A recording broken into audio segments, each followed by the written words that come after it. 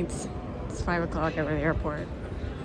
We have some Kansas City football jerseys over there. So yes, it is Super Bowl Sunday.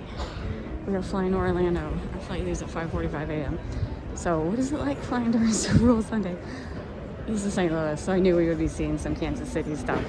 We are flying to Orlando. We do not care about the Super Bowl. We are not flying. I mean, it's playing in Arizona, but Robert was reading on like all our Universal Studios discussion forums. Everyone's asking, where do I watch the Super Bowl when I'm at Universal Studios? Good, watch it away from the park, so it's less crowded for us. All right, so we are in gate E4.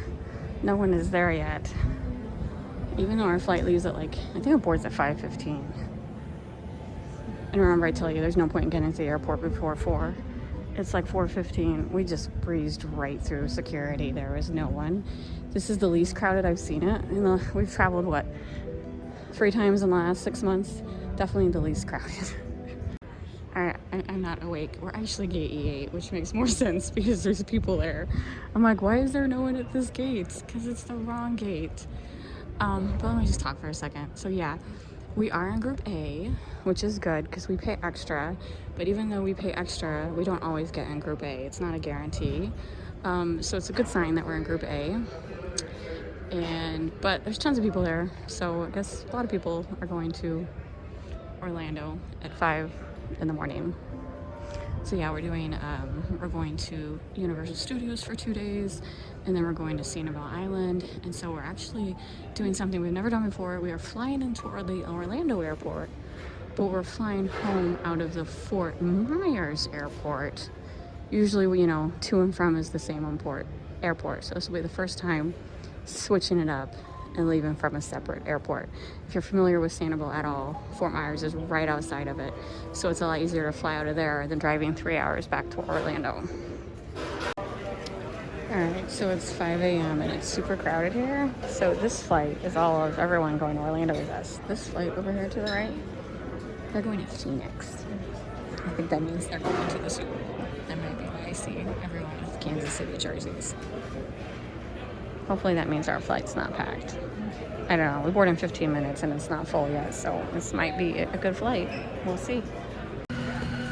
All right, I'm so excited. We got our favorite emergency exit aisle, so it's just us two. Yay. It does look like it's a full flight, so extra special happy. And it's still dark out because it's only 5 o'clock. It's just too early.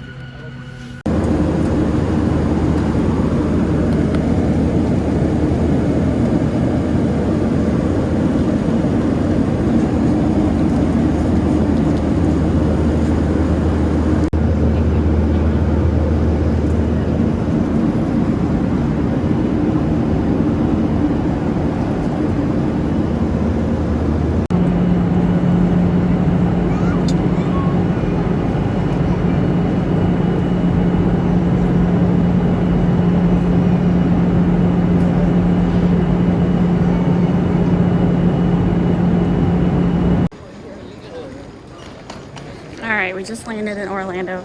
That was a pretty uneventful flight. Oh, there's a football shirt. Anyway, uneventful flight. It wasn't completely full. There was like 10 empty spots. So we're gonna go get our suitcase, and then this trip, we actually have 2 suitcases. We usually are fine with one, but since we're going shelling on Sanibel Island, I wanted an extra bag just in case. I got tons of shells, and there's a little football mural. Jeez. I'm sorry, I'm not a football fan. I'm a hockey fan. Give me some hockey and stuff. That's what I like. So yeah, we will not be going anywhere today to watch the football game. Anyway, we actually are getting a rental car this trip. The last 4 trips we've been using Lyft because remember, it actually was a year ago in February when we used budget through in Tucson. And then we got that scammy letter where we owed money for cleaning, which of course we contested and did not have to pay it. And once I posted that video, tons of people were talking about like how they've had the same situation. So that's why, main reason we haven't used budget. But since we're driving all over Florida, we do need a rental car. And this is Orlando's airport, so we have to take a monorail to the main terminal to get our luggage. All right, so we're gonna go get to the rental car. I will have to say that was the worst luggage experience ever. It took a half hour at least for our luggage to come through, and then like they changed the number of carousel like right in the like we're waiting at one, and I'm paranoid about these things anyway. Like we're waiting at number like 15, I don't know what number it was, and I noticed it didn't say St. Louis any longer, and so then we walked down to two down that now has St. Louis on it, and there was a lady announcing it, but I couldn't understand. You know, when you talk too close to the microphone, you can't understand what a single person says. So yeah, not fun when they switch your baggage carousel in the middle of waiting. So just be aware that could happen. That's actually happened to us twice. So yeah, I don't know. For being, well, it's 9 o'clock here now, but this airport is extremely busy. So we're looking for budget R2. I'm just gonna get on that escalator.